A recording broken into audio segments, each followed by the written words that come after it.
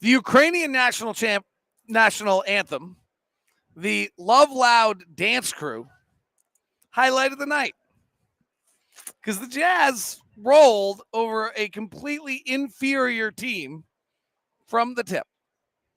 Postcast is coming up next. David Locke along with Ron Boone with you here on Postcast as the Jazz dominated. Well, we didn't dominate right away because everyone decided to miss like their first 13 shots or something crazy. That set the tone for the night. And then the Jazz rolled. They jumped ahead of this game. Their offensive rating at the end of the first quarter was a 141. Their offensive rating at halftime was a 141. They led 33-15. Then they led by just a million. And then they led by 50 for a moment, I think, was the largest lead. 51. We've never won a game by 50. We still haven't. That's, I guess, the disappointment of the night. There's not the only takeaway I really have from tonight, Ron Boone, is that Bojan Bogdanovic is still shooting it great. Still shooting it great, and hopefully that leg contusion is just something that's minor. But you talked about the 33 and 15 and scoring 33 points after only having, 2 points in the first 3 or 4 minutes of the I think it was 2 points in the first 3 minutes before and then you end up getting 33 points. So it just shows the weakness, I guess, or right. In fairness to the Blazers, no Dame Lillard, right. No Anthony Simons, no Nasir Little, no Yusuf Nurkic. And they've traded away Norman Powell. I mean, they traded away guys when they actually had when Simons was playing, they actually stayed in some games. And no Eric Bledsoe, no Joe Ingles. Probably the most interesting night was Joe talking to the media where he's still kind of mad he got traded. And he gets it, but he feels like he still could have helped, and he was mad about that. So, that was the that probably was most of it. There's just not a lot to tonight. Yeah, it's really not. Probably more fun for the guys that got a chance to spend extended minutes out there on the floor.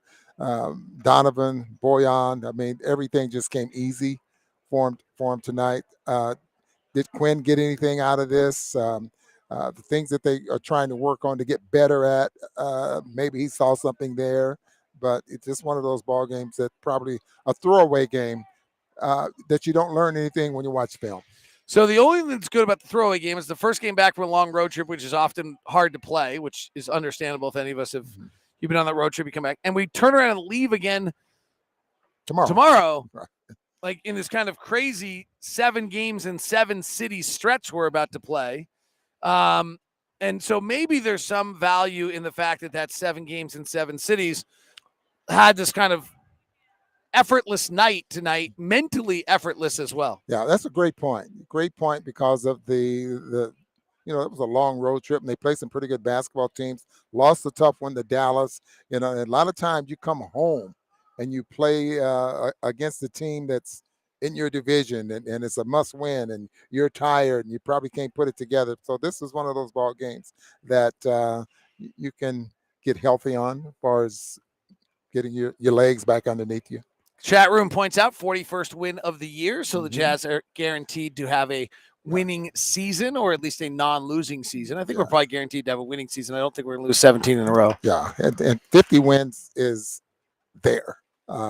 Maybe a few more than that, but just now you're trying to fight where you want to finish. This is an interesting question that came in. Why not let Rudy get some offensive practice during some garbage time minutes? So what are you going to do? You're going to throw Rudy balls in the post and let him do it sounds like it's I don't know how it's practical.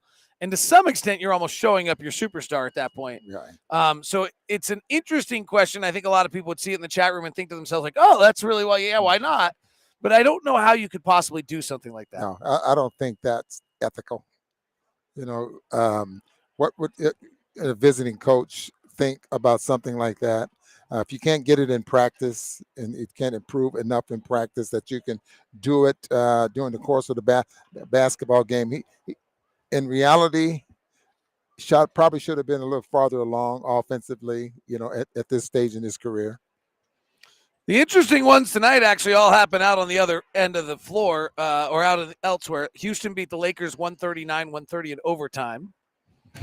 Dallas, I just can't figure out how this happened. Yeah. Lost to the Knicks 107-77 tonight. Is that a 30-point loss? Yes, they shot 31% from the floor and 14% from three tonight. They shot 6 of 44 from three in that game. Look at Bullock. Reggie Bullock was 0 for 8. And look at the minutes he played. Davis Bertans was 0 for 5. Yeah. And then Denver held on to beat Sacramento 106-100. Jokic had 38 points, 18 rebounds, 7 assists, 2 blocks, and a steal. Ron, who's the second best player on the Denver Nuggets? Who would be? Who's the second best player? That is a great question. I have no idea. I mean, they started Davion Reed, Aaron Gordon, Austin Rivers, Monty Morris tonight. Yeah. Wow. And they don't have a second player on their roster that's in the top 100 players in the NBA. And the Denver Nuggets, with a win tonight, I believe moved to 40-26 on the season. No, maybe that one's in 39-26. No, they're at 40, I think. Did Denver get their 40th win? So Denver goes to 40-26 on the season. They are now tied with Dallas, a game and a half back of the Utah Jazz. So if that's not the MVP, I don't know what is. Yeah, I totally agree. They're 40-26, and they're missing their second and third best players on the roster. And the New Orleans Pelicans lost tonight so that the Lakers hold to that 9th spot. All right, that is your rundown because those were the most interesting things tonight. Thanks very much for tuning into POSTCAST. Talk to you tomorrow.